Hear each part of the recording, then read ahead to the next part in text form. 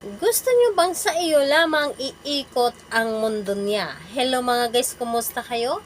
Panibagong araw, panibagong video na naman tayo. And sa araw na ito, ay isa na namang video ang aking ituturo sa inyo na simpleng gabay o simpleng pamamaraan na makakatulong sa atin. At bago ang lahat, gusto ko lang mag-disclaimer sa mga taong hindi naniniwala at hindi gusto ang mga kagaya nitong video. Please skip this video and maghanap kayo ng videos na gustong gusto nyo dahil ang video na ito ay para lamang ito sa mga taong naniniwala and gusto mag-try. Sa lahat po ng mga nagko-comment po dito sa aking video dito sa loob ng aking channel, mag-iingat sa lahat ng mga nagre-reply sa inyo na dinadala kayo sa kanilang WhatsApp and Imo app upang makaiwas po tayo sa scam. So, ayun po, gusto nyo ba na sa iyo lamang iikot ang mundo niya? Sa iyo lamang iikot ang pagmamahal niya? So, sino ba namang ayaw? Dahil lahat naman tayo ay gustong-gusto natin na yung mga partner natin ay sa atin lamang iikot ang mundo nila. Dahil ayaw na ayaw natin na may kahati tayo at kailangan na tayo lamang ang kanyang mamahalin. So, yun po ang ating gagawin upang tayo lamang ang mamahalin ng ating partner at sa atin lamang iikot ang kanyang pagmamahal. Ito ay pwedeng gawin sa parehas sa ang kasarian, babae ito babae and lalaki ito lalaki. Syempre naman sa ating babae at lalaki na mag-partner. And pwedeng-pwede mo itong gawin kahit na kayo ay magkalapit at magka-LDR. Dito ay wala tayong kakailanganin kundi panulat lamang. Panulat lamang in syempre higit sa lahat ang ating sarili. Kailangan natin ihanda ang ating sarili bago natin gawin ang isang ritual. Dapat alam po natin sa ating sarili na gustong-gusto natin itong gawin at ito po ay makakatulong sa atin. Kailangan na alam po natin na isa ito sa mga dahilan para si partner natin ay talagang iikot yung mundo niya sa atin, iikot yung pagmamahal niya sa atin at tayo lamang ang kanya mamahalin at wala tayong kahati sa kanya. So, dito kailangan ka lang or kailangan mong mag-isa ka lang na gumawa nito at wala pong dapat na nakakaalam. Kapag ready ka na, ay pwede mo na itong simulan. So, ang gagawin mo lamang dito, napakadali at napakasimple lamang. Sa iyong palad, kahit saang palad, pwedeng sa kaliwa, pwedeng sa kanan. Dito sa iyong palad po ay isulat po ninyo or gumawa lang kayo ng circle dito sa inyong palad. So, gumawa lamang kayo ng circle dito sa inyong palad.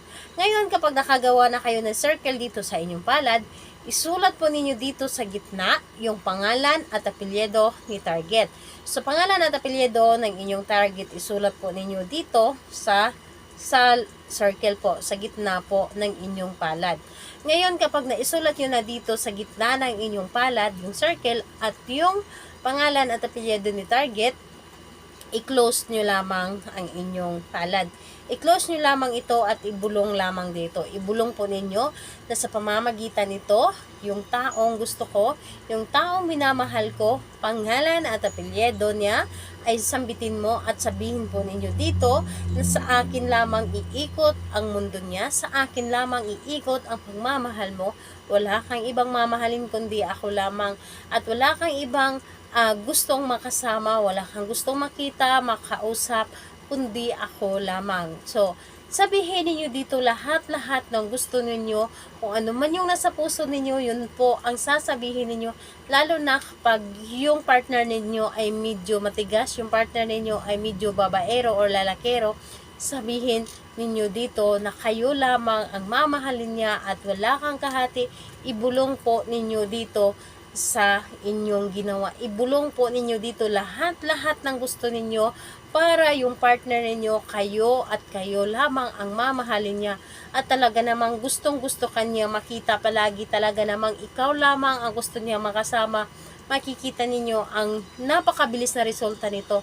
Kahit na yung taong may pangontra, pwedeng-pwede mo itong gawin sa kanya dahil dito po kahit may pangontra siya, talagang tatablan siya nito kapag ito ay iyong ginawa sa kanya.